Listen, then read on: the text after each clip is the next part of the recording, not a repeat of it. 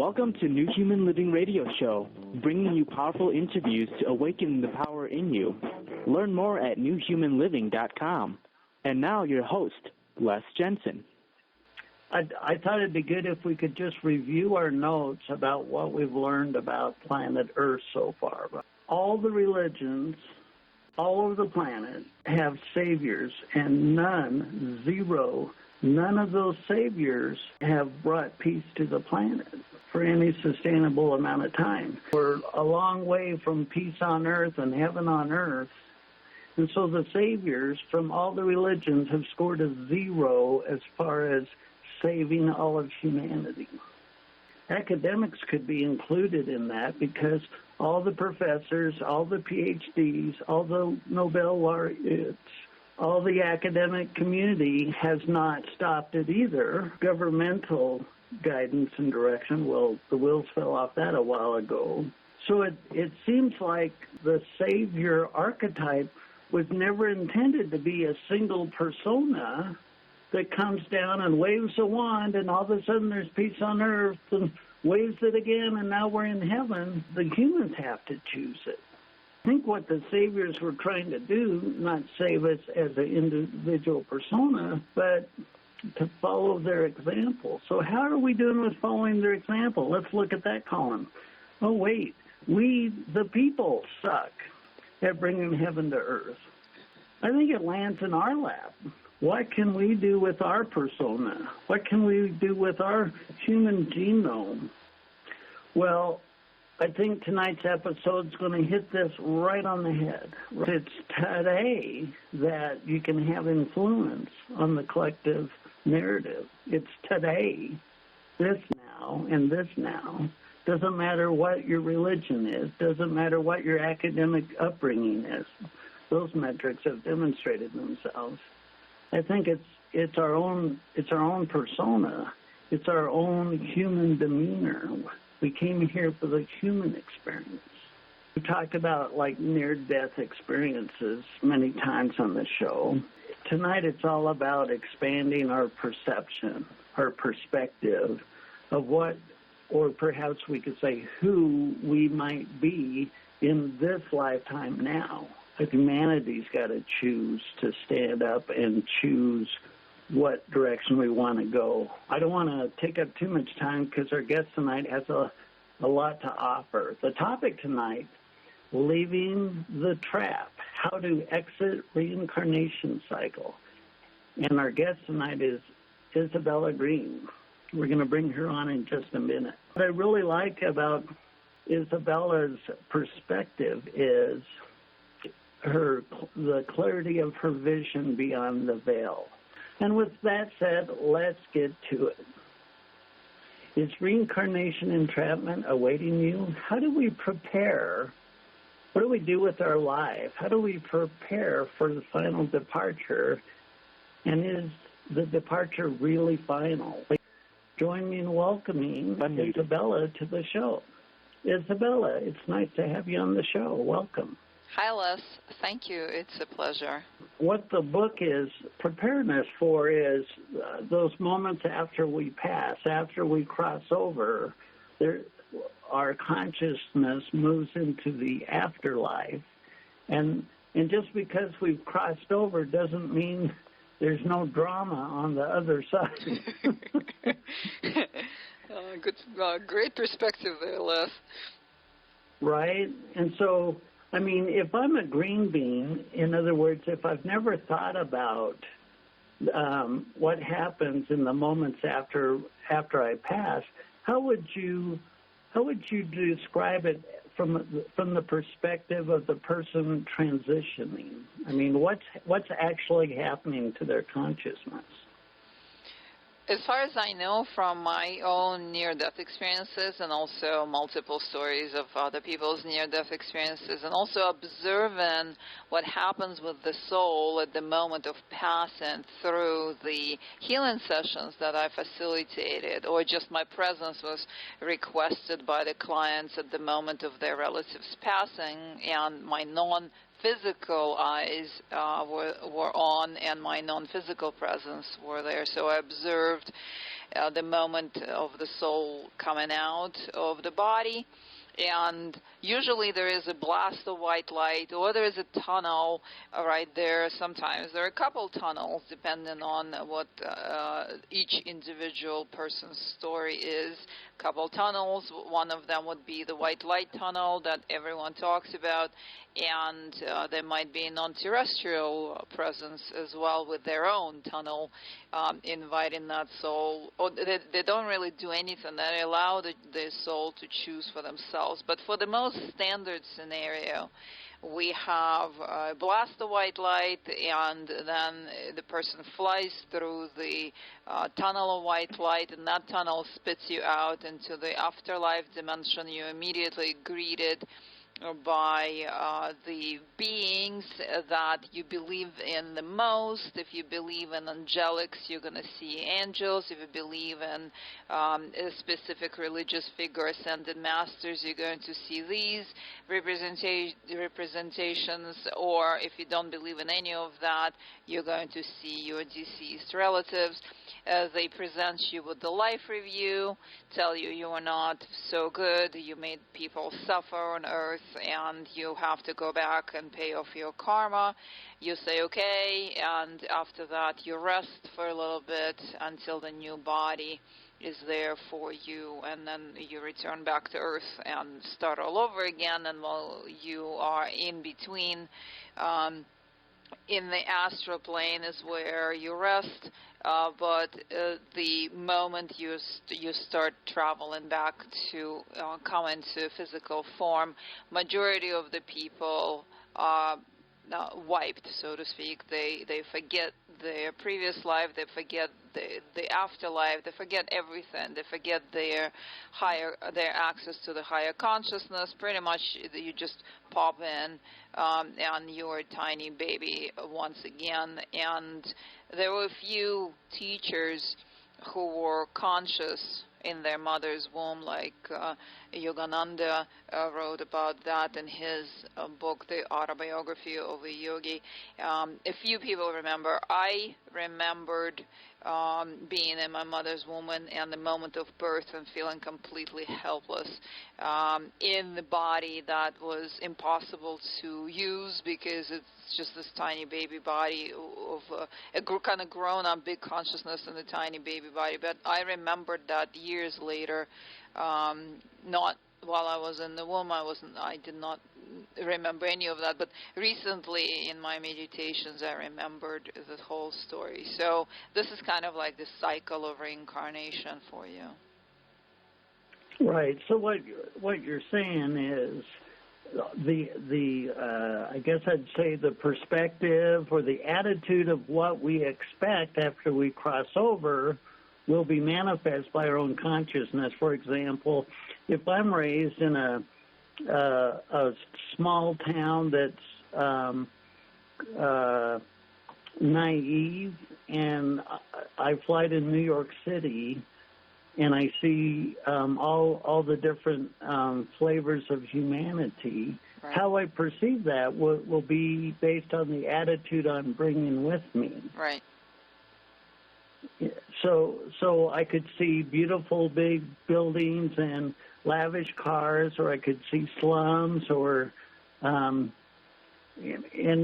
so when we go into the afterlife, that expectation that we have is literally what seeds our experience. So in becoming aware of this now, and you've written a book about it, how can we kind of sculpt our expectation, or in other words, how could we reprogram our expected narrative experience so when we cross over, we're more aware of the choices, or, you know what I mean? Yeah. Well, we are very much presented with the same exact story and the same exact choice right here while we're still on Earth. So because we're being prepared for complying with what happens once we come out of our bodies and we are facing the beings on the other side, which I call the handlers. They are the beings that run the reincarnation cycle. When you encounter a being looking like one of the ascended masters in the afterlife, it is not the actual ascended master. It is one of the shape-shifting beings that are running the show. They're just making you more comfortable. So that is what manifests there. And also, there is a slight variation as far as I've seen through my astral projection, slight variation as far as what heaven looks like, but majority of people expect kind of like garden variety of stuff with what I've seen too is it's kind of a transparent rainbow-like colors and the soft, very pleasant space there, and it feels like the music of the spheres is coming from all around, and it's really uplifting, and you also feel this kind of feeling of love coming from all directions. And when people experience this during the near-death experiences, it influences them so much that they come back changed. The lower astral is where I would suggest that's where what we call hell is. Nothing is burning there, but it's definitely not a very pleasant environment. And so I wouldn't suggest that what we experience as far as the environment of the afterlife is going to match what we believe in. But the beings that we experience in the afterlife are definitely going to match what we believe in. So to overcome the conditioning is the way to go. Basically, question everything and also start experiencing. If you find it within yourself to astral project, you can do that and observe these things happening here, or you can even bypass the whole astral realm and go into what I call quantum travel, which I discovered by accident kind of through advanced meditative technique. And that takes you right past the astral plane, right past the whole afterlife dimension, right past the beings, and then you can explore other realities. And so practice and exploration and curiosity and drop in the limits and beliefs or the scenarios that are being pushed onto us from all directions. This would be the way to go. So what you're saying is like I remember getting off the train in Amsterdam, and I want to say right off the top, I love Amsterdam, right, and the Dutch, and it was a wonderful city. But I get off the train with my kids, just me and my 3 kids, and we were swooped upon by these peddlers, prominent, here, take. They swooped in to try to sell you stuff, persuade us, right? Yeah. And so on the other side of the veil, there's that same caliber of a person, so to speak. And to get street smart when somebody approaches you and says, okay, so I don't want to pick on Amsterdam exclusively. We were in Paris, and we're skipping down the stairs, and me and my kids, and we were laughing, and we were stopped, and they put a string around our finger, and they start weaving a thread, and by the end of the thread, they're like, well, I've done all this work. You should buy this from me for, like €8 or something. I'm like, what the crap? I mean, you interrupted us, but that didn't matter. But I'm just saying, people that want to take advantage of your ignorance. Yeah, I heard one of my friends whose story is in my book, a short story of his near-death experiences in my book. But he went through a few rounds of negotiations with the handlers because they're going to keep looking for the weak spot. And the weak spot could be, I call it love trapping or guilt tripping or pushing into not good enough, our standard conditioning within the earth plane here that is pressured onto us through marketing nowadays since industrialization started on the planet Earth. So he described the beings that he was negotiating with. He was saying, I'm not going back. And they were saying, but do this, but this, but that. And then they arrived at the point where they were suggesting to him that, hey, if we go back, we will give you what you want. And he was still saying no. And then so there were few different kinds. The first round was with one kind of beings, and they said, oh, he's figuring it out, and the more ascended master-like beings replaced them, and again, these were the ones offering him, and he just described them as a pusher, like the car salesman, this kind of thing, and they won't leave him alone. He went through a few rounds of these negotiations, and at the end, when they figured that he's not agreeing to anything, they even offered him to go to a different planet, that life will be a little easier there. He was not agreeing, and so they trapped him. They tricked him into going into an astral maze, and out of that there was no way out except through a trick, and then the door, and he opened the door, and he was back into his body. So. Right. Well, I mean, the gullibility of human beings on the planet is quite obvious. We've just look at some of the choices of humanity. It seems like there's a real tug of war for the biggest narrative. Who can get the most people to believe their narrative? So it's not too surprising. Well, now, if I'm a listener to the show and I don't really have a psychic perception of the notion of, like, astral projection or near-death experiences can be similar to that, but where your awareness goes outside of the physical realm into the astral realm, how would you describe the astral realm in just simple terms? Astral realm is just the layer around Earth, and I do not anymore suggest to people to astral project because you're going to hit a ceiling. Astral realm is, let's just say, if we use numbers, is the space that's beneath the fifth dimension, 4.9D. It cuts off right there, and you are going to experience like a glass ceiling, or like one of the people, like that friend that I mentioned, and he calls it the firmament.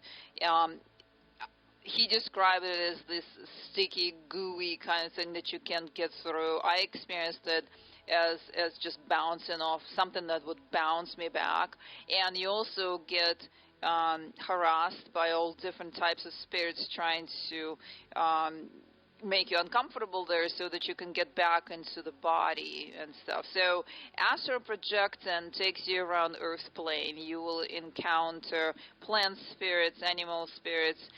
You will encounter disincarnate souls that are getting away from the handlers for a short period of time. There's a lower astral dimension, like I said, and that's very uncomfortable. That's where the mazes are. This is where there are astral wars. So and everything is figured out through conflict. So it's very similar to, and you get harassed there as a spirit. So it's very similar to Earth plane, maybe even darker at some part in some way, but the upper astral is where you have some influence on the environment, like you mentioned. Like if you want to envision yourself in some beautiful environment, then that environment kind of manifests around you. But it's all Earth plane, or similar or close to Earth plane. Past that dimension, we go into higher realms, and they kind of start unfolding. And these are just states of consciousness. But if you are able, if you are willing to put the effort into learning how to generate out-of-body experiences for yourself at will, and quantum travel, not astral project, quantum travel. I just call it quantum travel because it's an instant, and you hop past the astral plane, and then after that, it's the cosmos, and you can reach the space that is considered source consciousness, the void, or people in the Hinduistic tradition call it the state of samadhi. So the state of samadhi, you end up in the state of samadhi, and that is you dissolve into the fabric of reality that creates and sustains worlds, everything and nothing at the same time. Right. Well, I remember a moment in my life that I didn't see coming, and it's like my soul grabbed me by the nape of my neck, metaphorically, right, and just took me up and up and up and up and up and up and up.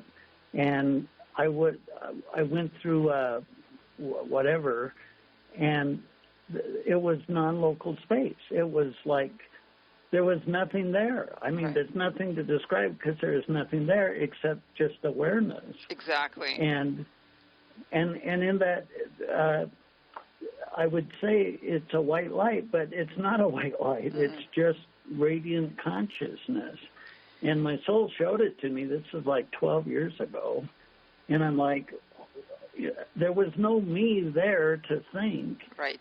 But then when I traverse back down into my body, that spectrum from being in that non-local space and then returning to my body showed to me, in hindsight, when I reflected on that showed me the spectrum of human potential as we go from a low vibration to a high vibration, and then we take that step from duality into non-duality, right. and everything's gone in non-duality. Right. Yeah. Beautiful. The void is really dark. There's no light there of any sort. The dimension before that, or when the form starts to take place, or the consciousness starts to take some sort of experience of place or form, Right. that's where it's iridescent and somewhat kind of has these colors of awareness, if you wish. Sure. White light I have not seen in that space, but I have definitely seen the space where it appears to be completely dark there, but you do not exist any longer as a personality, as a human being, but you're Right. aware of everything, and you are connected to everything simultaneously, and at the same time it seems like there is nothing there at all. So this is my experience of the void, and I just love that state of being. It's absolutely undescribable. I go there since I found my way, and I perfected my the technique that took me there the first time. And after the first time, I was like, I have to do this all the time. So I want to go back. I've been going back. So I've been doing this, the technique in the middle of the night because it's the best time, between 1 and 4 a.m. So like at this day and time, just recently I started getting up at 2. Before that, it was 3:30. So I get up and I do the breath work, and I sit with or the body just sits, but I'm no longer in the room because I go right into that space. So I've been doing this for 9 years. I'm pretty comfortable getting out of the body and just going into the void, if you wish.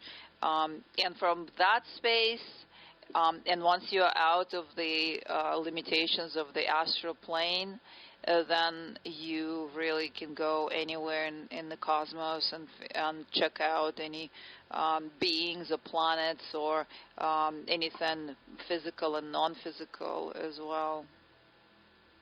Yeah, and if you're a listener and you're thinking, well, wait a minute, there's this non-local space, and when you go in there, there's no you. Help, there's no me. What happens? Right. The day you were born, everyone, the day we were born, we didn't have an ego to speak of. We didn't have a sense of self. So there's an example of you in this lifetime, when you had no sense of self and you were a newborn baby. So that was, there's an example of losing your sense of self. It's not a big deal. It's not like, it doesn't feel uncomfortable at all. Well, so here's a question for you, because I've heard this from other sources. Have you heard about the corridor of time? No. And I heard you had to ask about it, but it's a part of the etherical realm where you can go, like, I might butcher this, but I'm going to try it anyway. Like, say you write a book to help suicidal people, and you publish it, and then you go astrally down the corridor of time, you can look and see the effect your book had, and then come back and say, well, I didn't really write enough about raising your energy to come out of depression, to go to the gym or to eat better food or something like that. And you come back and you change your book, and then you go forward through the corridor of time. It's like a way to do a temporal slip to look at how the choices you're making now play out in the future. Like the time travel experience kind of thing, right? Right. Yeah, well, there is a simpler way if you have a question, or if you want to reflect upon how did my book cover what it was supposed to cover, what's missing there, did it help people in the future, in the past, you go into the void and you come back into your body and you have the answers, because all of the information is already out there. There's nothing that does not exist in that state of being. If you have a question, you travel out of body. With that question, you come back, you're going to have your answer. That's how I get my answers. So I don't know about the corridor of time. That's a time travel perspective, but you can get the same result through a different way, like I'm saying. Well, now, when I looked at your webpage, you have some modalities that you work with clients, and one thing I've learned over the years on this show is that our subconscious imprinting when we're a kid, and perhaps subconscious karmic tendencies or motivations that we bring from past lives. Yeah. Some of your modalities, when you work with clients, you look at their psyche over a much longer span of time than just like a here, now, today kind of technique. Yeah, I'll look at the entire picture if I can help it. So I have the session that covers starting from the cosmic origin. Let's say if the person carries the non-terrestrial DNA, we now know that everyone carries the non-terrestrial DNA, where they're connected to, where they are having, let's just say as a multidimensional being, where they are having the experience outside of the earth plane. Then we move through past life stories, and then we move through the whole flow of time and their soul's development and influence of light and dark in this reality from the moment of conception and on, what they took on from their parents. I look at all of that, and we move through all the decades of their life to the present day. And during when we look at the present day, I offer them psycho-emotional exercise to help them overcome whatever conditioning that they did not notice. And very often people would take 30 years of therapy and still don't know why they keep doing the same thing over and over, or why there is a repeating pattern or whatever. And I have created a very short to the point exercise that leaves no questions left there. The person just can see exactly what happened and what's in their way. And I also offer them recommendations and guidance coaching as to how to move past all that conditioning. So my sessions cover a whole lot. The session, I take a person to take a day off. They're going to need a day off because of how much information they're going to receive. Plus, you and I on the session spend at least about 5 hours together plus the intermission. So it is an all-day involvement, and it takes a lot of my focus, and I utilize all of the skills that I have acquired. So in the first call, I'm in trance, and I'm doing all of the multidimensional work and the energetic adjustments and the non-physical stuff. And on the second call, we're very much down to earth, having a conversation and discussion and exercises like we're talking now. Well, like a lot of times your soul, so you, the listener, have a soul, and your soul's, before you were born, your soul's looking at the dynamic going, what kind of household would, sometimes it's chosen to give you a train wreck experience. In other words, you might incarnate into a really tough household with domestic violence or whatever, or you might incarnate into a household that's the polar opposite of your life purpose. Like in my family dynamic, it was a really staunch religious household where all the questions were answered. Everybody had the same answer. It's like a Twilight episode. Go talk to the policeman, same answer. Go talk to the teacher, same answer. And what came out of that and I'm the last of 7, I wanted to question everything because I didn't like the same answer. So my soul chose like polar opposite. And until our ego's aware of that, which is what I like about your sessions, is you can look at that broader perspective, and then tell our egos now, well, you might think your life's about this, but actually that new information can help us have a better understanding of the why we're here. Right, and I would also add here that I can see the soul coming in at the moment of conception. So I go in the past, I work with the past to assist the present to co-create the future for a person. So we clean up previous timelines to generate a new timeline.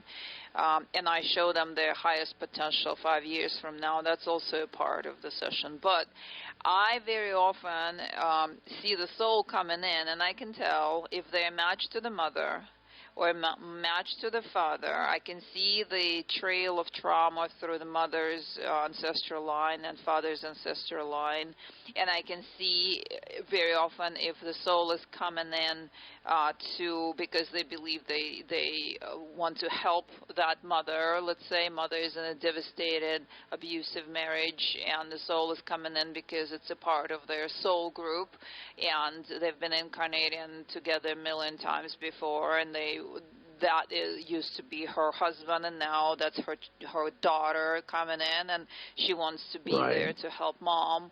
And there's also the law of attraction, in a way where you match the vibrational state that of the previous lifetime. But there's a next level to it too, and the level is the whole concept of karma that's presented to us by the handlers.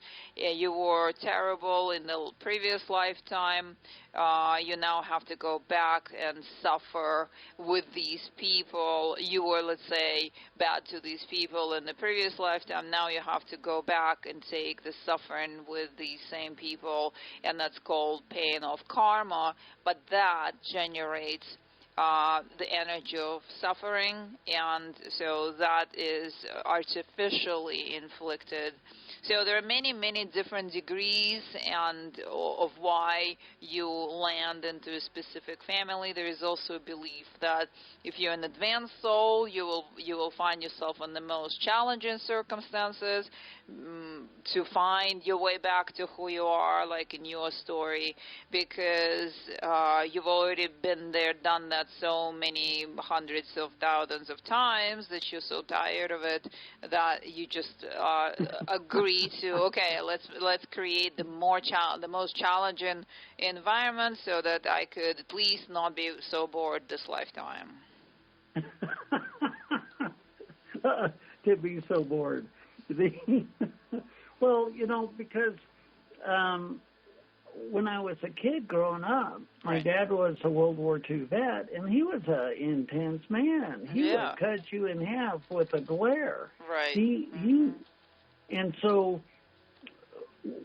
up till about maybe 5 years ago, 10, 15, I saw him as a troubled, angry man, but I've learned so much about him lately that his soul paid a big-ass price being a soldier in World War II in the Pacific, and his psyche was seared with horror. It was seared, and that set up a train wreck household dynamic for me to be born into. And what I got out of that is I'm a tenacious some bitch. I mean, I'm a stubborn, bullheaded. You can get in my face all you want. I'll just headbutt you and keep walking. Because of my dad. Right, and so here's the benefit, right? You had that training from day one. He put you through one heck of a training there. Secondary, when we grow into having awareness about why people are a certain way, it is easier to not take it personally and to be more compassionate to them, knowing that if a father is going through a temper episode, that's because something triggered his terrible experience, like the memory, or he's going through PTSD at that moment, and it has nothing to do with you. You just accidentally stopped on that mine that blew up right there. So the less ignorant we are, the easier it is to get along and see why we are in these relationships, and also how why our loved ones are acting the way they are. Well, and we were told, I mean, a lot of religious dynamics say, don't look over there. Look this way. And that keeps us ignorant. And if we're ignorant, then we can't make cognitive choices. And so to become aware of astral realms, become aware of your angels, become aware of your life purpose, become aware of the reason why your soul chose your household dynamic.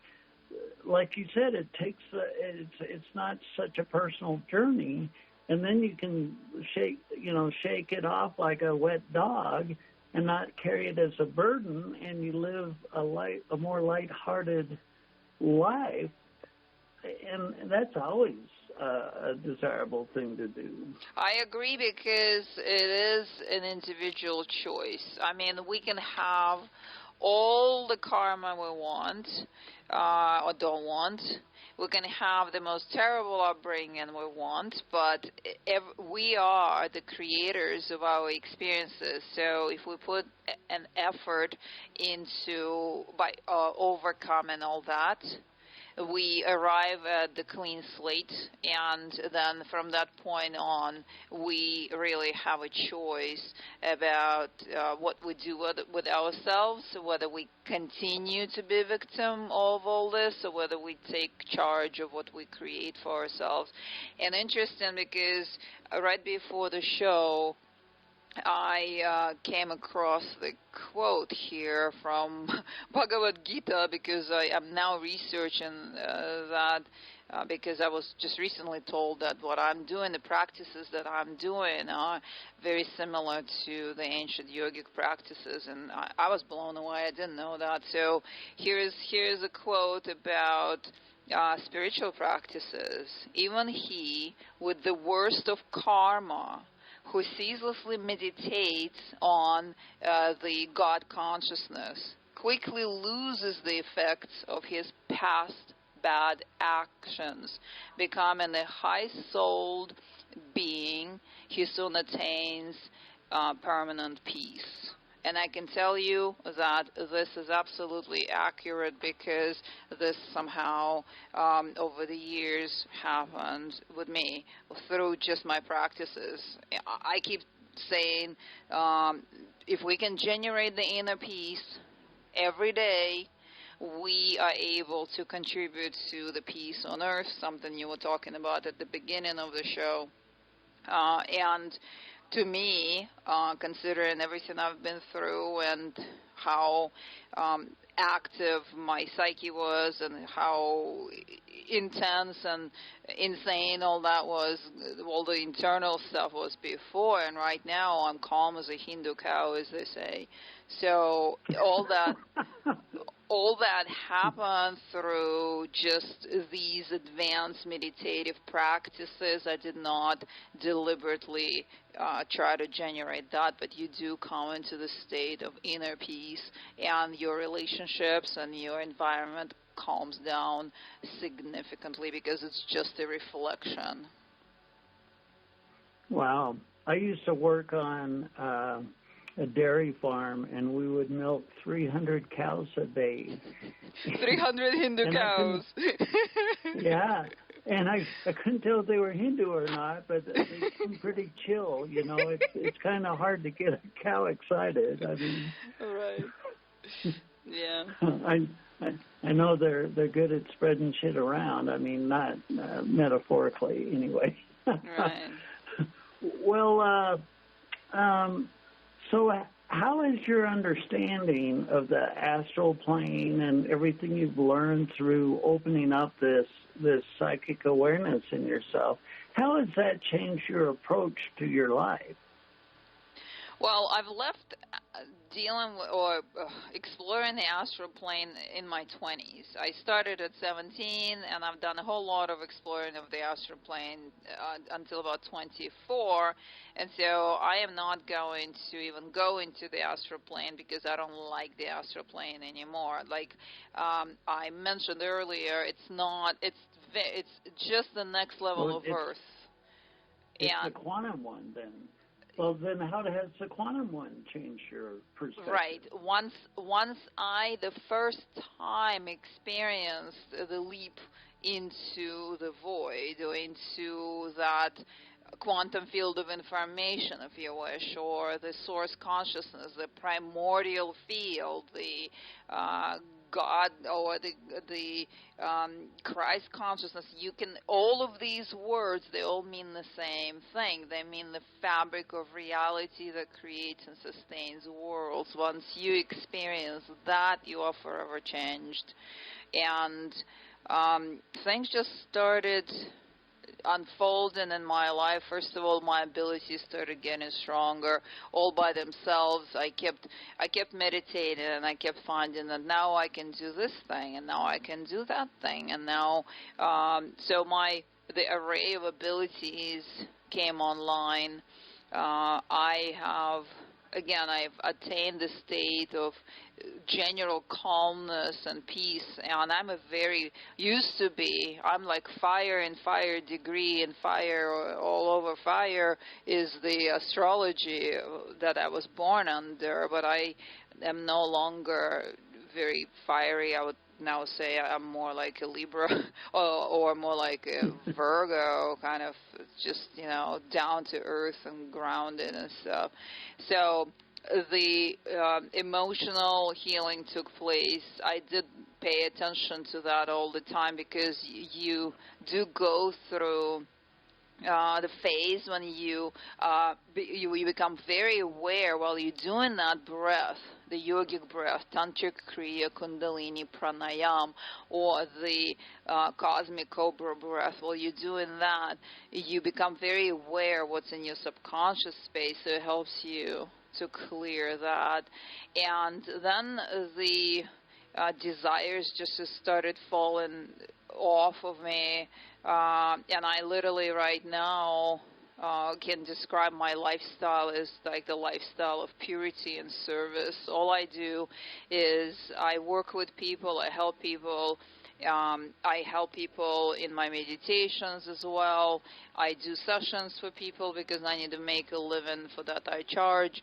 And then also I'm in an empty house in the middle of the desert pretty much, and I am absolutely content. And if you told me the same thing 20 years ago, I would have laughed at your face, even 10 years ago.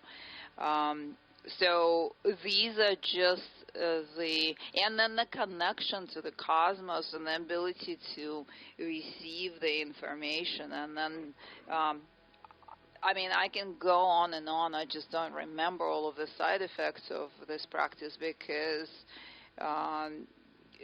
when you're in it, it's not like you're sitting there writing lists, so. Right. Well, you talk about an empty house, and I really like that, because I've been noodling the notion of freedom, personal freedom. And so you have a choice. It's like, well, here's this new thing, and I could get emotionally attached to this new thing, but I would lose part of my freedom because of the attachment. Right. And it's like, I prefer freedom. And yeah. so you kind of make the house empty, and by having an empty house, you're free from anything dragging you into the weeds. Yeah, and when I decided to move from New York City to Sedona, I literally got rid of everything, and that was in 2012. And whatever fit in the car, that's what I brought, and I haven't really purchased anything since. I have like the chair and the desk for my office. I have the bed I sleep in, and I have my kitchen, and the rest of the house is empty. I also have a studio where I record things, but that's a part of work. The rest of the house is completely open space, and when people walk in, they ask me, like, wow, did you just move in? You still didn't bring your furniture here? Like, well, no. But you were talking about freedom. So freedom is something I've been seeking my entire life. I was always speaking for personal freedom and seeking to attain my own personal freedom, and I feel that I have to the highest degree at the present day achieved that for myself. But the book that I am offering is for to support the freedom of choice for each individual soul, so that the person knows that if they don't want to come back and suffer on earth more for another 300 incarnations, they have a choice to get out. They will have to work for it, but they still have a choice. And this supports the freedom of choice of the soul, and then also that the soul can travel out of the limitations of the astral dimension around Earth plane and experience incredible realities that we're told are unreachable, but they're reachable. This is also the freedom of choice. and also attain the state of higher consciousness if you want to within this lifetime without having to be a saint or the savior you were talking about earlier. We're in a day and time when we have enough resources and information that ignorance is a choice. We really have enough resources and information that allows us to go as far into the potentials of the human experience as we want to, as we allow ourselves, and that is the personal freedom right there. Right. Well, an hour goes by pretty fast, and I want to make sure the audience knows about you, your website, the services you have to offer. Can you tell us all about yourself? Right. So I am, if they want a session with me, they can send me a session request through my website, Isabella Greene, Greene, with an E there, IsabellaGreene.com. My book is available on Amazon exclusively at this time, and the book is Leaving the Trap, How to Exit a Reincarnation Cycle. I also have a YouTube channel, and that is also Isabella Greene. That's very easy. And I am on Facebook.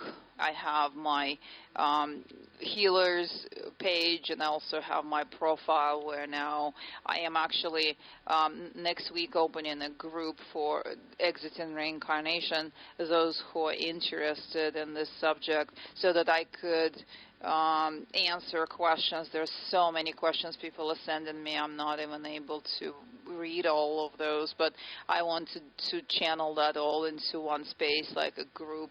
So that's hopefully, fingers crossed, I'll get to it next week to do that. And all of the interviews that I've done so far, those that are on YouTube, they are on the community tab on my YouTube channel, so you guys can go ahead and check it out, including the really exciting Coast to Coast AM that I was on in July. Well, very nice. I've really enjoyed this episode, Isabella. I want to thank you for being our guest tonight. I've really enjoyed this. Thank you, Les. It truly was my pleasure, and thank you for your really interest and stimulating questions. We've been talking with Isabella Greene, and the topic tonight has been her latest book, Leaving the Trap, How to Exit Reincarnation Cycle. At the end of the day, your divinity expressing itself. If you go to the core of your being, there is the portal of source consciousness. The Father and I are one, the kingdom of heaven is within. You're being powered, so to speak, from source consciousness. So no matter how crazy the rodeo seems, no matter how crazy, quote, reality, unquote, seems, you are safe. The essence of you cannot be touched by human intentions or any other intentions. Sure, you can have a chapter of a rodeo, a chapter of a struggle, a chapter of separation, but it all resolves and returns back to source consciousness all the time. The continuity of your consciousness is assured. The continuity of your consciousness is outside of the reach of your ego, and thank God, our ego can't bugger it up well, we could bugger it up pretty bad, but it can always be resolved as time passes. We're never stuck. We always have free will. We have new choices we can make now and now and now, forever. And so there's nothing to panic or worry about. At our core, we're indestructible personifications of the divine. I want to thank you, the listener, for joining us tonight. Always a pleasure. Until next time, thanks for listening. You've been listening to a New Human Living broadcast. I'm your host, Les Jensen. Let me ask you a question. How many times during today, this day, has your heart and soul had direct communication with you? Our egos, left unchecked, will easily consume all of our thoughts and consciousness as we go throughout the day, where we really are living an ego-led life. But our ego cannot even comprehend the vision our soul has for us. If you want to increase your personal power, make space throughout your day for your heart and soul to inspire you. Citizen King, The New Age of Power, is a book I wrote just for that. I want to thank you for joining us tonight. I appreciate it. Until next time, thanks for listening.